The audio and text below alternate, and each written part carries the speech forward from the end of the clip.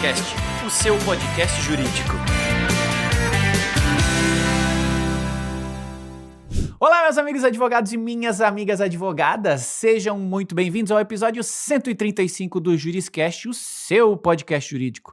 Hoje é dia de falar sobre o Ghibli e IA, né? Ou em específico ChatGPT e Ghibli, como que este elemento aí trouxe a propriedade intelectual aí para o banco dos réus e para a nossa discussão de hoje. Então fica aí que o episódio vai ser sensacional. Mas antes é hora de fazer aqui o nosso devido merchan do maior evento de tecnologia jurídica do Brasil, o ProJury Summit, que acontece em outubro em São Paulo. Você não pode perder, inscreva-se pelo QR Code que vai aparecer aí na tela e pelo link que está na descrição aqui embaixo. Aproveite!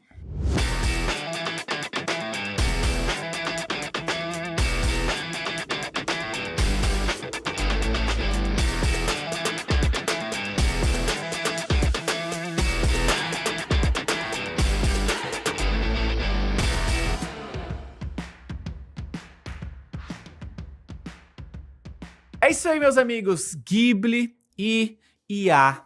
Propriedade intelectual nas IAs. Vamos falar sobre isso e, como de costume, você sabe que aqui no podcast, no Juriscast, tem sempre um convidado, um especialista para falar sobre esse tema com a gente. Hoje não é diferente, mas antes, lembre-se que estamos em vídeo no YouTube e no Spotify e em áudio em todas as demais plataformas de consumo de podcast, sempre de forma gratuita. Todos os episódios do Juriscast, os 135 até o de hoje, estão gratuitamente disponíveis para que você, assim como eu, continue aprendendo e se desenvolvendo aí na sua carreira jurídica, tá bom?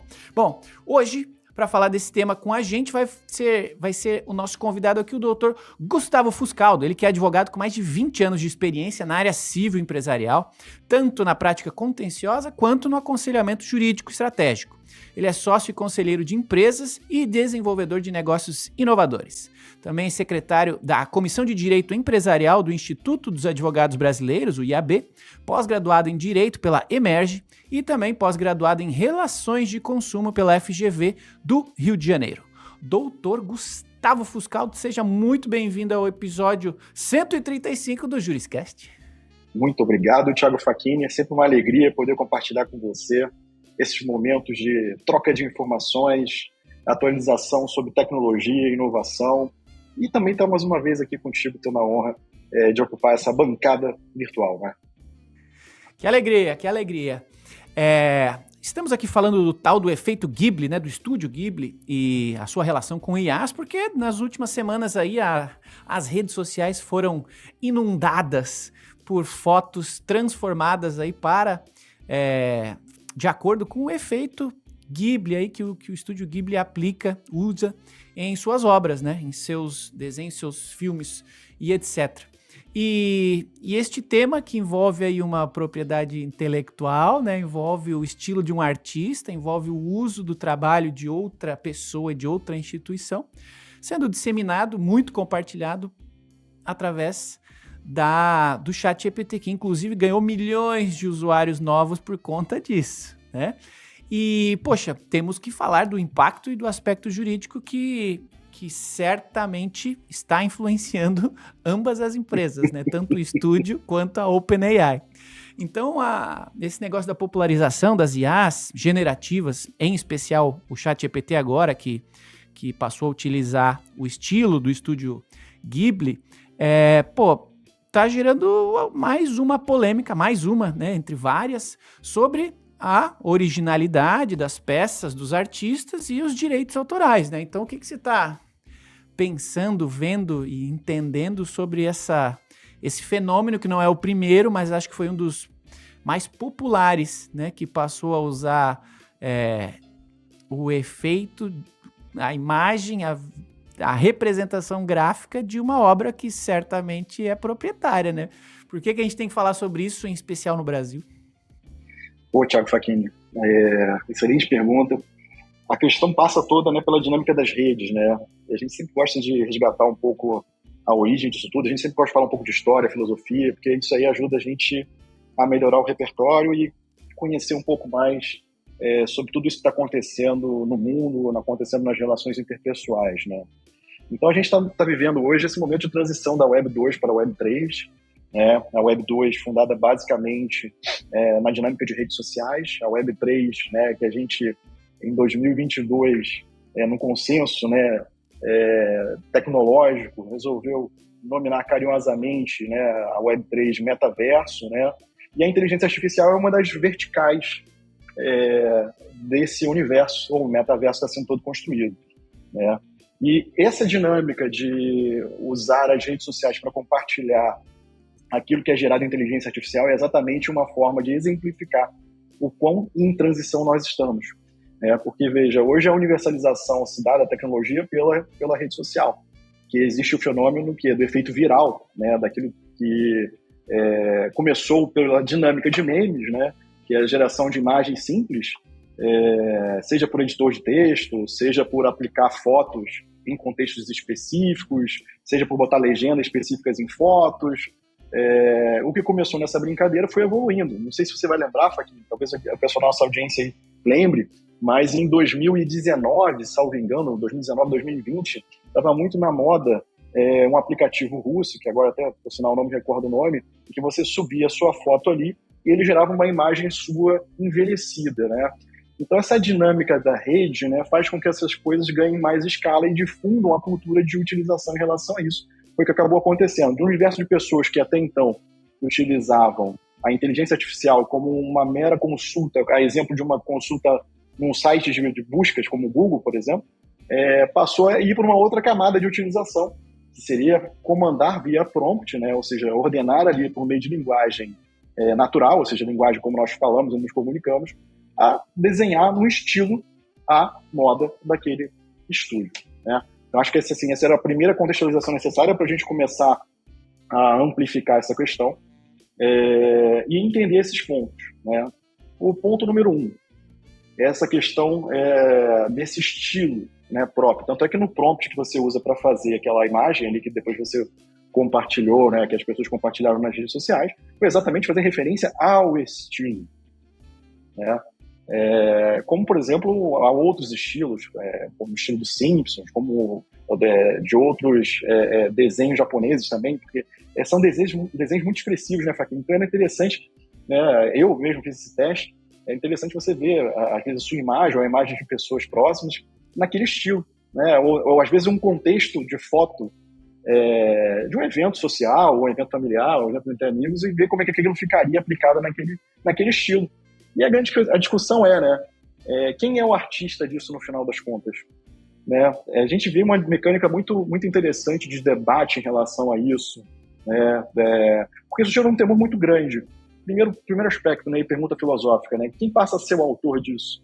Porque o estúdio tem aquele estilo que é próprio, tanto é que é como se fosse, né, num prato de comida. Você vai fazer um prato a uma moda específica, né? Um bacalhau à moda do Brás, um filé a cavalo, e por aí vai. Mas isso significa o quê? Né? E outra, coloca em discussão também a propriedade, e aí o conceito de propriedade sobre um direito, né? Até que ponto isso daí vai? E esse ponto de reflexão e provocação é muito importante, né, Faquinha? Porque assim, o que torna você dono de alguma coisa? Desde coisas absurdas, né? Por exemplo, a pessoa poder se auto-intitular dono de um satélite, por exemplo, virar golpe, né? Não, vamos vender terreno na Lua. Mas o que faz você ser titular desse direito? Né? O que faz disso ser um devaneio, um golpe, uma fraude, ou de fato ser alguma coisa que você está no seu poder de disponibilidade? Eu acho que é a primeira pergunta também que fica a segunda pergunta que fica também em relação a essa contextualização do uso e aplicação disso. A outra questão, né? Para onde que vai o direcional disso? Né? Qual vai ser a aplicação? É mero deleite, eu estou fazendo isso aí só para ver como é que fica?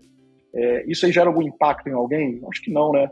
Quando você pega aquilo ali, né, e usa para se entreter ou comunicar numa rede social sem um fim, além de meramente compartilhar isso, também não tem um prejuízo. Mas não mitiga a questão em relação à propriedade e creditar a autoria, né, que é um outro pressuposto em relação à propriedade intelectual desse ativo. Né? Então, assim, sempre creditar. E a gente vê muito nessa dinâmica de redes sociais, né, Faquinha, que as pessoas compartilham muito essas informações que são de autoria de outros, sem minimamente citar aquele contexto. E o problema fica ainda mais grave ainda, né, Thiago, quando há um uso econômico. Então, por exemplo, imagina que uma marca poderia usar para uma campanha com um fim comercial, com um fim de venda de produtos e serviços, uma arte baseada no estúdio Ghibli. E aí, como é que ficaria essa questão? Haveria necessidade de pagamento de royalty à marca? Como é que seria feito esse controle, né? Então, assim, são discussões. E o direito, né, ele fica numa situação, né, nós, operadores de direito de forma geral, ele fica numa situação de dar respostas aos avanços da tecnologia, meio que ponderando e trazendo segurança jurídica às pessoas. Porque um dos efeitos também que acaba acontecendo quando você tem esse cenário de inovação, aplicações de tecnologias de forma muito acelerada, a primeira questão que fica, né, são os riscos em relação à utilização, são as salvaguardas em relação à titularidade de bens e direitos. Então, o nosso papel sempre é, de certa forma, buscar, por metodologias próprias de pensamento, desde solução-problema, né, aplicar solução a um problema identificado, a mesmo benchmark, né? Por exemplo, pessoas, países e organizações já se debruçaram a entender essas questões. E é o que acaba acontecendo no caso do Brasil, que é a legislação, né, que já foi em projeto de lei, já teve tramitação pela Câmara Iniciadora no Senado, né, o PL 2338, foi aprovado, foram mais de 200 emendas aí, segue agora na Casa Revisora, que é a Câmara, e teve muita discussão em relação a essa questão da propriedade intelectual, inclusive o movimento de artistas participando e buscando, através da lei, segurança jurídica para aquilo que é produzido por eles, e, ao mesmo tempo, né, salvaguarda em relação àquela questão patrimonial do direito. A gente verificou um movimento muito parecido também nos Estados Unidos, com vários artistas preocupados de forma geral, e aí a gente diz não só artistas, né, do campo das artes gráficas, né, que foi o caso do estúdio Ghibli, mas também até artistas de televisão, artistas de cinema, da indústria, até dubladores ficaram muito preocupados com isso, com aquela questão do deepfake, né, que você pode perfeitamente, por meio de integração interpretativa, ver que é o mesmo tipo de solução, né? O deepfake hoje, você consegue perfeitamente montar um filme praticamente todo do seu computador. Você consegue fazer um roteiro usando uma inteligência artificial, você consegue criar um digital twin, né? um gêmeo de uma persona sua, ou um personagem, ou uma pessoa famosa, e inserir, inclusive, voz daquela pessoa, a mesma voz daquela pessoa. Então, a polêmica fica em função disso. Artistas, por exemplo, se sentem prejudicados, porque qual é o grande ativo também hoje? E aí, usando esses exemplos, a gente vai ajudando a construir esse racional. O grande ativo, por exemplo, de um artista como Tom Cruise é a personalidade dele externada, né, na persona, na imagem, na compreensão física dele, no estilo de falar, no estilo de se movimentar também, né? Tanto é que tem um filme que eu gosto muito dele, que é a Missão Impossível 2, que o John Woo, aquele grande aquele ator, diretor de cinema, ele soube trabalhar muito isso em angulação, iluminação e jogo de cena com o Tom Cruise. Ele praticamente fez uma obra própria, né? Uma arte própria, com um filme com uma linguagem comunicada por vídeo daquele ator, que também pode hoje perfeitamente ser replicado. Uma inteligência artificial, por exemplo, você pode promptear nessa formatação de transmutação do roteiro para um filme, sugerir lá que ele faça naquele estilo do filme Missão Impossível 2 de John Woo, na persona do Tom Cruise. Então, para mim, Faquinha, assim, uma coisa que impacta muito é na inventividade, né? Porque, veja, a inventividade dá origem, né? Da inspiração e referência. Então, o que hoje vai definir o que é inspiração? Aquela autêntica, né? Que veio por um insight, ou como aconteceu, né? Uma eureka, né? Há uma coisa que você hoje vai usar um ponto de partida, talvez, de inteligência artificial, de me sugira algo criativo a partir de alguma coisa ou a partir de alguma premissa. O meu grande receio hoje, talvez em relação a isso também, seja o encurtamento do repertório das pessoas, né, de não buscar coisas da forma tradicional, como se busca, uma metodologia ou dinâmica, né, que antigamente, como você buscava informação através de livros, filmes, de forma geral. Mas olha também que coisa interessante em contraponto a isso. Ao mesmo tempo, por exemplo, eu não conhecia especificamente o Estúdio Ghibli. E após essa polêmica eu passei a conhecer e também comecei a buscar mais informações sobre isso e esse estilo. Então, acho que também, no final, acaba sendo um pouco de ajudar também as pessoas a amplificar isso e usar a internet por meio das inteligências artificiais hoje, né, como uma ferramenta para aumento de repertório. Então, assim, não abandonando as antigas.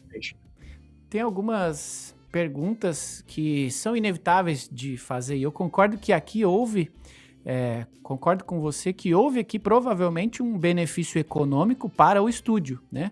Pô, muitas pessoas passaram a ver aquele desenho, foram descobrir que era o tal do Estúdio Ghibli, de certo foram procurar as obras desse estúdio, que devem estar acessíveis e consumíveis, devidamente atribuídas ao estúdio lá, se foi em vídeo e tudo mais. Eles devem ter tido algum tipo de aumento no consumo das suas obras. Beleza, perfeito. Mas acho que a reflexão que a gente tem que fazer aqui é trazer para a nossa realidade do ponto de vista brasileiro aqui inicialmente, pensando no seguinte, poxa, aquele estilo foi utilizado como uma referência. O estilo, ele pode ou não pode ser protegido, ser patenteado, ser registrado, seja qual for a terminologia técnica, que eu particularmente não domino, mas assim, o estilo é algo que a gente possa se apropriar, ou ele já entrou em senso comum, e por consequência, o que eu imagino que os empresários aqui, as pessoas que trabalham em alguma corporação, você que criou alguma tese, né, criou algum material, poxa, qual é a limitação do alcance de uma inteligência artificial como essa, que foi treinada com materiais deste estúdio a ponto de aprender o seu estilo? Mas, será que aqui na minha empresa meus materiais estão ou estarão disponíveis e acessíveis para que alguém consiga fazer um prompt em algum momento e perguntar algo sobre como eu faço o meu trabalho, sobre como você faz o seu, sobre qual é o detalhe das teses que você criou, né? Poxa, essa acessibilidade para que a inteligência artificial seja treinada, neste caso é mais fácil de imaginar, porque é algo que está público, né? Algo mais acessível, mas poxa, até que nível a gente que está aqui ouvindo deve começar a se preocupar com as suas próprias propriedades intelectuais, com as coisas que nós produzimos para as nossas empresas e para as nossas pessoas aqui, do ponto de vista de, será que isso pode acontecer com a gente? Né? E que repercussão teria isso no Brasil? Você já parou para fazer essa reflexão? E se sim, pode colaborar com a gente aí de compartilhar a sua visão sobre, porque, vai que daqui a pouco alguém pergunta lá, como é que faz para fazer o detalhe da peça do carro da marca X que tem Y, vai que tá acessível essa informação e foi usada para treinar aquela IA, né? Nossa, Faquinha, são profundas provocações, né? Olha, eu vou transitar por todas elas e, por favor, me interrompa para realinhar na busca das respostas mais assertivas.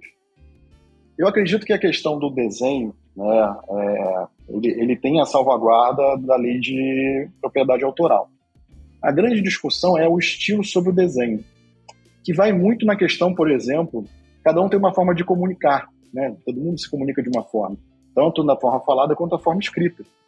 Então também tem a questão da estilística, né, de como se comunica por escrito, ao ponto até de você saber de quem é a autoria daquele texto. Tem até peritos que se especializaram em identificar quem se aquilo ali. E outra, há a possibilidade, inclusive, de usar a inteligência artificial para verificar se algum texto foi escrito ou não por inteligência artificial, exatamente por conta dessa questão. Mas certo é hoje que não há uma clareza do ponto de vista legislativo do que nós temos já hoje em vigor em relação especificamente a isso. Eu acredito que esse movimento todo vai fazer ferver ainda mais esse debate, porque no final, aquilo que a gente falou anteriormente, não é só a questão da autoria por si, mas sim os efeitos patrimoniais sobre a autoria, né? Essa que é a grande discussão. E se acreditar também, né? Se dar crédito àquele que foi o inventor, né, que é a pessoa que teve o insight originário, ou minimamente, enfim, vai entrar na discussão do que seria inspiração, o que foi referência. A gente tem uma comunidade que brinca muito isso, né? Se tu usou uma fonte só, porra, é cópia. Se você ampliou o benchmark para várias fontes, foram pesquisas acadêmicas, né? Então, tudo depende muito desse ponto de partida. Outra, a forma como o autor coloca a obra para circular. O que eu quero dizer com isso? Existem várias formas de você licenciar isso, até do ponto de vista de Creative Commons. O que são as Creative Commons? Você teve uma ideia, fez alguma coisa que poderia ou não ser protegida por de alguma forma, por as leis que existem hoje no Brasil e no mundo. Mas você optou de fazer isso de forma criativa. Para quê? Para que isso circule.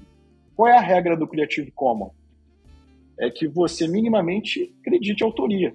Você pode usar aquilo ali e continuar no desenvolvimento daquilo. Inclusive, se você entender que aquilo pode ser feito de uma forma melhor, você pode migrar, voltar com a pessoa originária, porque isso é feito de forma colaborativa em comunidade. Eu acho que o primeiro ponto é como essa obra, vamos dizer assim, né, ou esse feito foi posto para circular. É a primeira questão.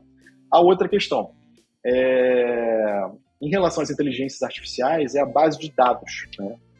Se aquilo tudo que está na base de dados foi autorizado a estar ali e de que forma foi autorizado a estar ali. Porque, mal comparando, é a mesma coisa que o acesso por um site hoje, por exemplo. Se você vai acessar um site, você vai acessar o site do autor, vai estar lá. Se você acessar o Google e tiver um site que não seja do autor, aquela pessoa, organização que colocou aquilo num site que não seja do autor, minimamente tem que acreditar aquilo ali. É o que acontece hoje, por exemplo, se você entrar no site da ProJus lá, é um daqueles artigos muito bons, por sinal, eu, de quando em quando dá uma olhada lá, tem muita coisa interessante. Verificar que tem coisa ali, você for citar aquilo ali, ou copiar aquilo ali, ou minimamente usar aquilo ali para pesquisa, você tem que dizer que aquilo ali foi acessado no dia tal, no site tal, o autor tal, e que você concorda com ele, ou discorda, ou apresenta um contraponto, ou vê, por outro lado, alguém pensou assim, mas você tem que usar essa dinâmica em relação a dar crédito àquele que, né, minimamente foi a fonte inicial daquela informação, obra, ou algo do gênero, ou objeto.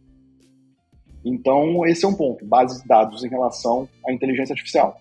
A outra questão que todo mundo coloca, né, e aí é uma questão mais interessante, né, a inteligência artificial, ela poderia fazer alguma coisa do ponto de vista de ser considerada autor intelectual de uma obra? Essa é uma pergunta que de quando em quando eu escuto, vejo pessoas se fazendo sobre isso. E aí vem uma dinâmica interessante, né?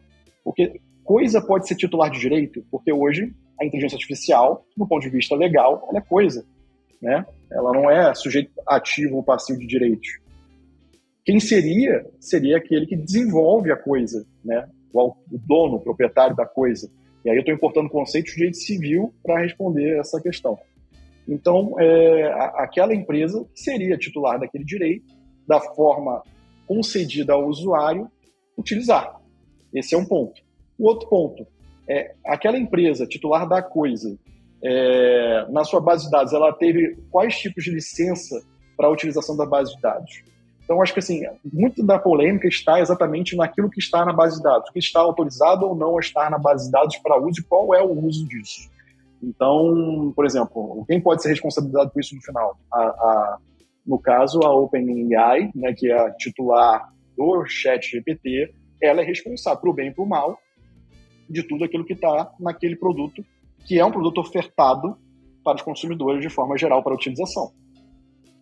A OpenAI, se não me engano, foi inclusive processada pelo New York Times, porque o New York Times conseguiu evidências de que os seus artigos tinham sido utilizados como treinamento pela IA e, por consequência disso, iniciaram um processo e fizeram um acordo com a OpenAI para licenciar esse conteúdo, ter algum tipo de contrapartida ali. Então, talvez esse seja um bom exemplo de como que as coisas estão passando a ser tratadas agora, porque de fato houve, em algum nível, uso da propriedade intelectual de alguém. E já que você está aqui com a gente no Brasil, e a gente levantou há pouco essa hipótese, né, de, poxa, e se acontecer comigo? Ou como que eu faço para não acontecer comigo? Não sei se a gente já tem respostas prontas, mas eu gostaria de ouvir de você Se um cliente chegar em você agora e dizer, poxa, fiz aqui o Ghibli e eu não quero que façam isso com o meu trabalho, com a minha propriedade, né? Ou fiz isso aqui, será que dá para fazer com o meu concorrente? Vou ter alguma consequência? Você como advogado especialista que já presta assessoria jurídica para empresas, o que você diria para empresas que perceberam aqui ou um risco ou uma oportunidade com esse tipo de disponibilização de informações que aconteceu nesse modelo com o Ghibli, mas certamente vai acontecer de outras formas com outros materiais e insumos. Qual é a dica que você dá para essas empresas de, poxa, comece reparando isso aqui, ou não faça isso, faça aquilo, busque aqui o Gustavo Fuscaldo para lhe ajudar. Aqui que esse pessoal tem que ficar atento. Maravilha, Fachin, obrigado. Eu começaria dizendo que qualquer pessoa que quiser trocar ideia em relação a isso, tirar dúvidas, a gente já faz isso de forma aberta para a comunidade, presta serviços para as empresas exatamente nesse escopo. E o que a gente costuma rodar nas empresas, né? Uma política de governança em relação à propriedade intelectual, de forma geral. Esse é o primeiro ponto. Então, saber aonde alocar aquela informação. E, às vezes, até como estratégia para a proteção dessa propriedade, vamos chamar assim, imaterial, a gente até estabelece que seja tratado como segredo industrial. Vai ficar alocado em conteúdo reservado e vai ser regulado e tratado por meio de NDAs àquela pessoa que realmente tiver exposição a esse tipo de informação. Então, às vezes, como estratégia, até o não registro é uma boa estratégia. Isso que a gente sempre recomenda é o quê? E a gente precisa entender o uso que se quer dar daquilo ali. Fazer um benchmark em relação ao mercado, verificar riscos e oportunidades, e aí, com base nesses parâmetros, montar uma estratégia de boa governança em relação a essa propriedade. Esse é o ponto número 1. Ponto número 2. Hoje, mesmo com o avanço da tecnologia, nós não temos hoje nada que possa absolutamente resguardar e proteger a propriedade intelectual que está circulando pela internet. Isso aí pode ser verificado uma violação de propriedade intelectual por denúncia, então, ou seja, criar um canal de denúncia nas empresas para receber uso em violação à propriedade intelectual, esse é um ponto importante. O outro ponto importante é colocar robôs buscando informação na internet, de forma geral, vasculhando para ver se está acontecendo alguma utilização indevida em relação a isso. Então, a gente está falando aqui de uma forma passiva, né? Ou seja, receber uma denúncia, e uma forma ativa, está buscando essas informações na rede mundial de computadores. E um ponto importante é a diligência em relação ao uso da propriedade. E aí eu trago um exemplo, por exemplo, uma casa abandonada é muito mais fácil de ser invadida e ocupada. É a mesma coisa na propriedade intelectual, que não tem uma boa governança e que não tem uma boa gestão em relação a isso. Se você não notifica o infrator, né, da violação da propriedade intelectual, da violação, chamando ele para minimamente observar a propriedade e parar de usar ou explorar aquela propriedade de forma indevida, você não está fazendo uma boa gestão dessa informação. Então, hoje a gente já segue essa mecânica, que ela pode ser minimamente automatizada, mas ainda segue esse modus operandi. E aí, entrando em composição com a pessoa que viola essa propriedade intelectual, ou que usa para fim diverso daquilo que você estabeleceu a circulação, você acaba recorrendo ao Poder Judiciário para discutir isso. Então, a gente verifica, por exemplo, como casos assim, em que você não tem uma proteção muito clara, por exemplo, como do estilo do desenho, que a lei não é muito abrangente nisso, porque ao tempo da lei não existiam essas discussões ainda. Você busca dar uma cobertura da seguinte forma, né? Se é perfeitamente se você tem aquela proteção, né, no caso de um desenho, aquele desenho, aí vamos usar um exemplo interessantíssimo, né, que é o caso do Mickey, da Disney. É muito claro aquele estilo, desenho e tal. Você pode acionar o judiciário dizendo que alguém fez algo parecido com um desenho do Mickey ali, está usando para fim diverso, como você verifica aí muito comumente a Disney no Brasil, por meio de seus escritórios específicos, adotando esse tipo de experiência. E usando o caso da Disney também, é um caso muito interessante. Por exemplo, o primeiro personagem Disney, né, desenho, ele caiu em domínio público. Então a Disney ela tem uma estratégia de sempre estar evoluindo o desenho do personagem para que o desenho contemporâneo ele tenha a proteção mínima em relação a essa utilização. Em relação àquele personagem primeiro, É óbvio, né, que você não vai evitar, né, você, eu digo, né, de forma geral, se espera, né, que as pessoas, né, como você na função retórica da linguagem, que as pessoas observem e respeitem a autoria, né? Obviamente você não vai dizer que mesmo que ficar no domínio público, a autoria daquele nick primeiro foi sua, né? Óbvio que não. Mas, assim, a questão econômica aí começa a entrar em outras camadas de discussão, porque não há a proteção, né, vamos dizer assim, jurídica dessa obra ao ponto de você compelir uma pessoa a acessar. E aí você cai nessas zonas cinzentas em relação à propriedade intelectual. Então eu achei esse exemplo da Disney aqui legal de trazer para vocês, para exemplificar como às vezes o advogado é instado a inovar em proteções e soluções jurídicas, mesmo nesse cenário em que não há tanta clareza em relação à governança.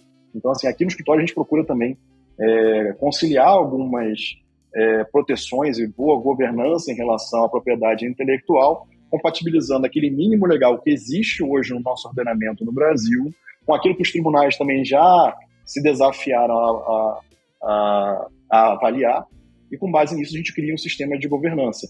Mas assim, Thiago, é até prazeroso, de certa forma, dizer que nesse campo de tecnologia, né, em especial da inteligência artificial e tudo aquilo que ela está usando para treinar, tem instigado a gente a ir além em relação ao avanço do direito, né, ao estudo do direito. Então você vê, o primeiro caso, né, de atuação mais assim relevante, pública, da ANPD, Agência Nacional de Proteção de Dados, né, foi ter meio que um stop order em relação ao desenvolvimento da inteligência artificial na Meta. Então, veja, precisou vir alguma coisa que tangibilizasse mais essa questão da exposição de dados, e não só os dados por si só, né, mas tudo aquilo que é intrínseco, os direitos que são intrínsecos a esses dados, né? Quando a gente fala dados, é uma coisa muito abstrata, né, Thiago? Assim, você pode considerar uma série de coisas como dados, né? Dados relevantes, dados relevantes, dados sensíveis, dados não sensíveis, mas certo é que, assim, é uma pluralidade de muitas coisas ali, inclusive direitos que são passíveis de proteção e devem ser protegidos, né? Então, por conta disso, a ANPD atuou, mandou que aí a gente está falando do segundo semestre de 2024, né? Foi o primeiro processo de relevante em base de dados, e foi com base na utilização dessas informações para treinamento de inteligência artificial. E isso também é importante destacar, né? Hoje a gente ainda está numa fase de treinamento, né? Então, a própria utilização da inteligência artificial, ela não se deve dar em absoluto, né? Ou seja, é até uma recomendação isso, né?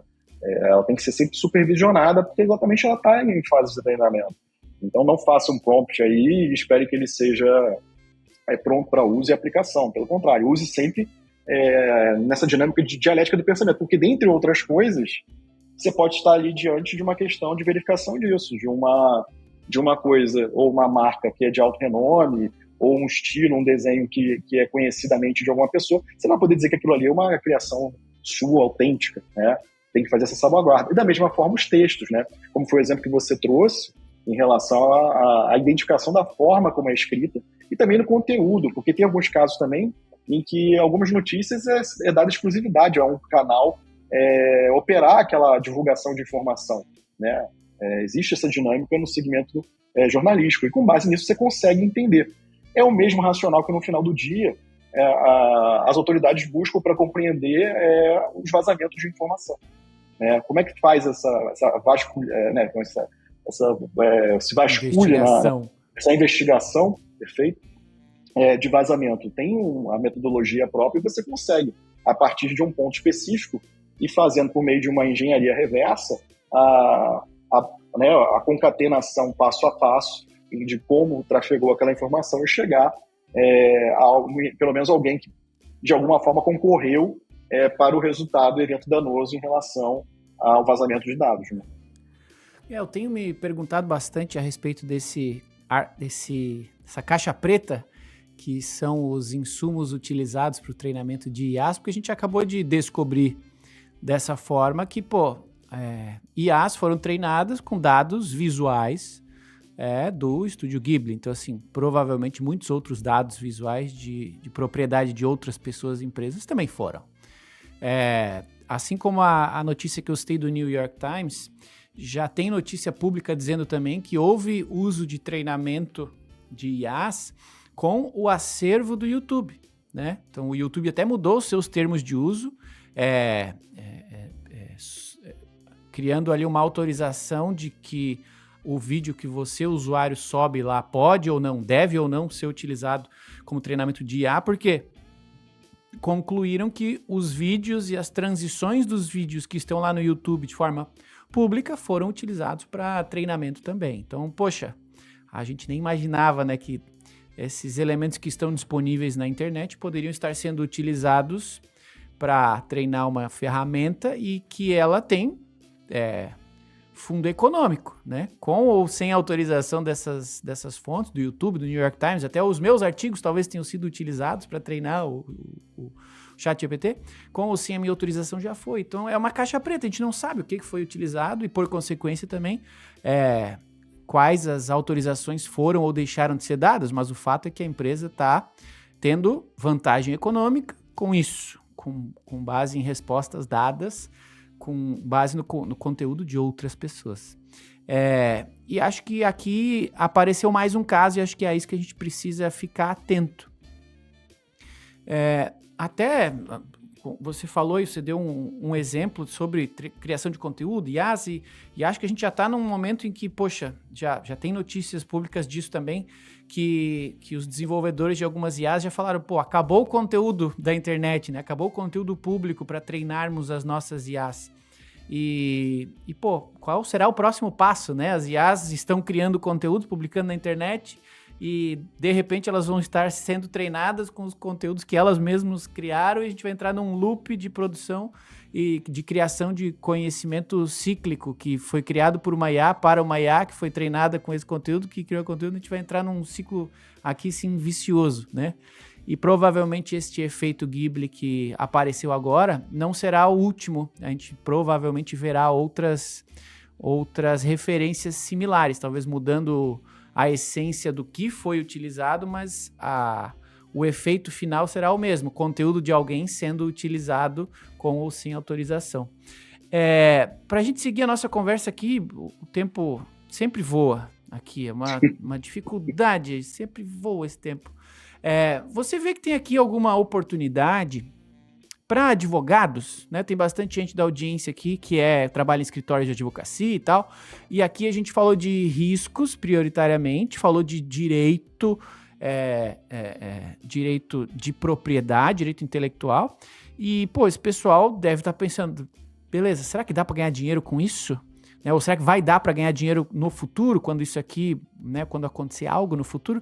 Qual é a sua visão do ponto de vista de, poxa, fiquem atentos a isso aqui, advogados, ou ajudem seus clientes a ficarem atentos a mais isso aqui, porque pode ser que tenha dinheiro na mesa. O que você pensa? Olha, vou concatenar as coisas aqui e tem umas coisas que me ocorreram em relação a treinamento, tá? A questão do treinamento, só para a gente fechar essa ideia sobre o treinamento, é um dos temas, acho que, mais complexos do ponto de vista legal sobre a aplicação das inteligências, tá? E por que eu digo isso? Porque os dados estão na internet, certo? O fato de estar na internet, acesso público, pressupõe públicos, né? Então, assim, se você pode acessar e aprender com eles, por que a inteligência artificial não pode? Por exemplo, eu estou aqui estudando vários artigos aqui na internet, vários. No final, eu faço uma síntese e produzo um artigo, né? Que aí eu posso, concatenei tudo aqui, tudo bem, vou escrever por mim. Não preciso, né? Não há nada que me obrigue a citar as fontes, porque eu digeri aquilo tudo, vou concatenar as ideias e vou escrever uma coisa aqui, né? Se eu quiser, às vezes, citar algo mais expressivo que me chamou a atenção, eu vou citar. Essa é aquela brincadeira que a gente faz em relação à base de dados de informação para ser uma pesquisa e uma obra sem a citação de fonte, plágio. E essa discussão agora passa a ser da inteligência artificial, porque ela está fazendo isso também. Ela, como instrumento, como coisa, está fazendo isso. E, por exemplo, no exemplo que eu disse sobre o uso, eu posso fazer isso para fim econômico. Eu posso fazer isso. Posso escrever um livro, por exemplo, né? Uma metodologia, alguma coisa do tipo. Com base em tudo que eu colhi de informação na internet, posso criar uma metodologia e vender isso aí no livro. O que impede da inteligência artificial fazer isso? O que torna diferente uma coisa da outra? Então, assim, a primeira reflexão, e assim, essa questão ainda está em debate. Esse é um fractal, é um frame, um ponto de vista ainda em relação a isso.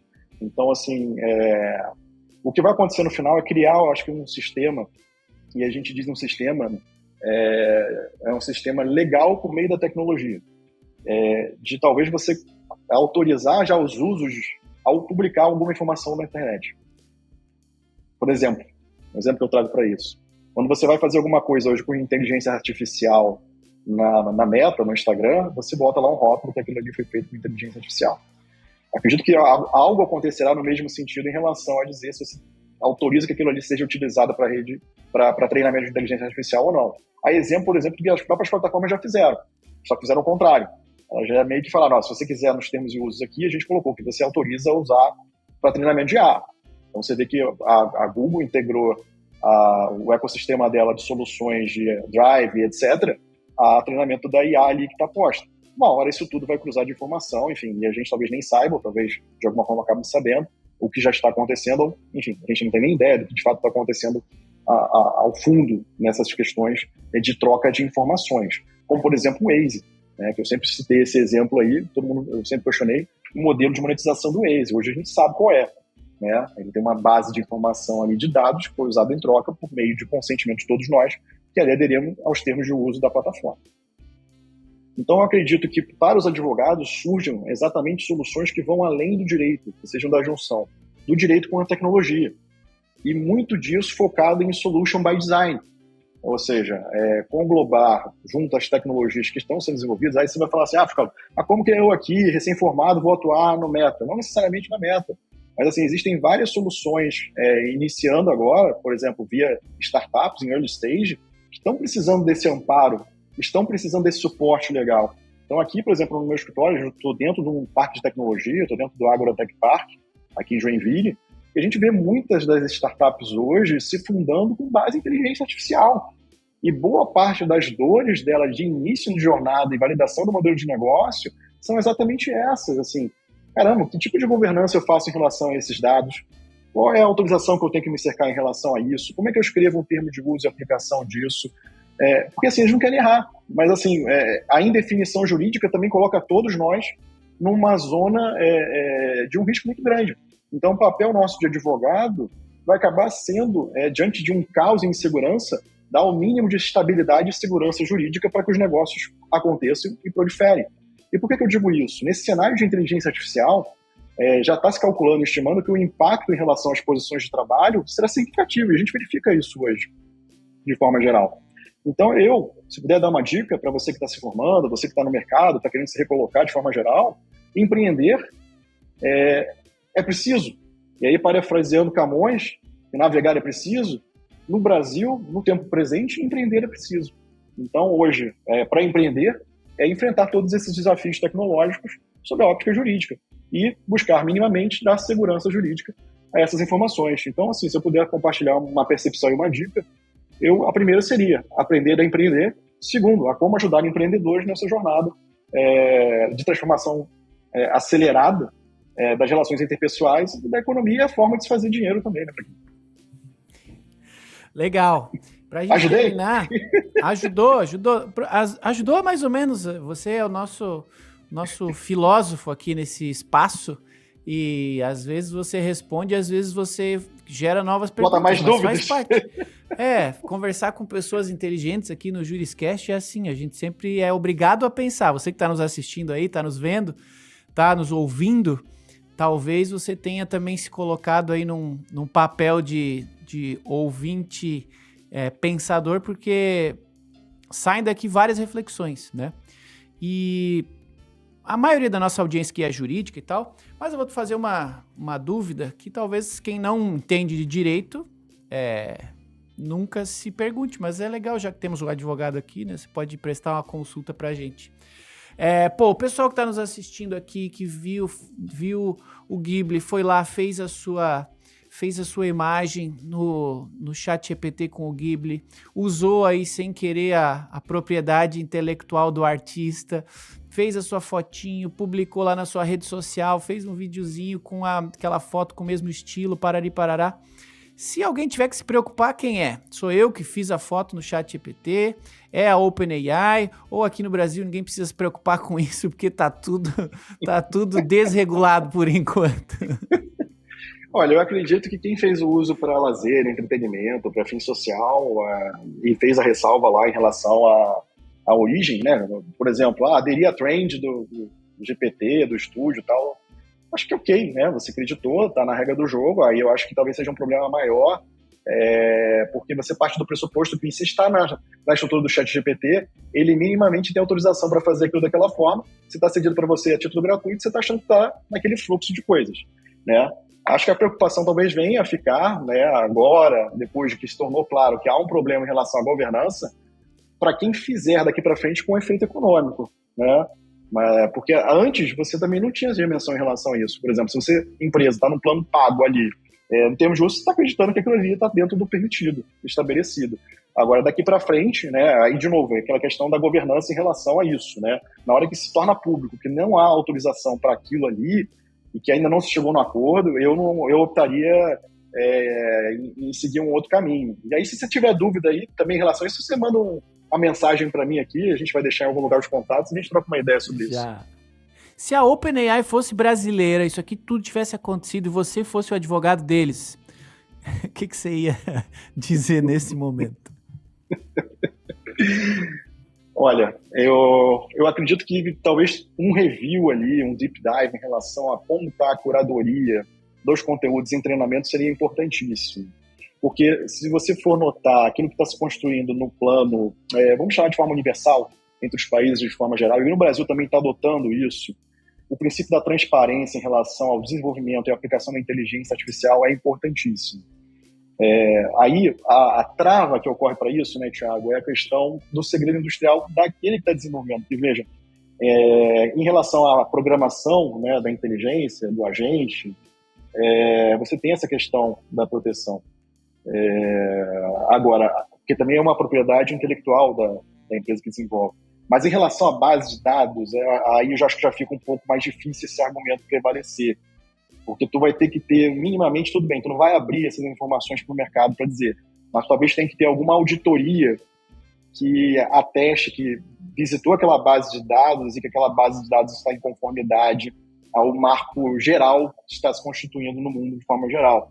Então, a minha recomendação seria, talvez, auditar a base de dados e dizer que ela está em conformidade, que a gente também pode ajudar nesse processo também. Vamos ver se você que está aí no Spotify ou no YouTube... tem aqui a seção de comentários. Deixa aí no comentário se você fez a fotinha do Ghibli ou não fez, pra gente ver se o pessoal chegou aqui no final do episódio e se tem muita gente aí que entrou na trend ou não. Só pra gente comentar. Coloca um emoji aí se você fez se você entrou na trend. E é isso aí. Tem assunto infinito se a gente quiser ficar aqui conversando. Acho que esse último exercício aqui de pensar como seria a repercussão legal no Brasil, seria divertido de imaginar isso aqui também, mas acho que fica a mensagem que o Gustavo deixou pra gente de, tem bastante coisa para advogados olharem, se preocuparem aqui e, acima de tudo, passarem a acompanhar daqui pra frente, porque ainda é novidade, muita coisa com certeza vai mudar e vai evoluir, e que evolua com o nosso apoio, né? E, como de costume, eu também gosto de deixar aqui no final, doutor Gustavo, o espaço, como você falou, para que as pessoas continuem essas conversas depois aqui do episódio, né?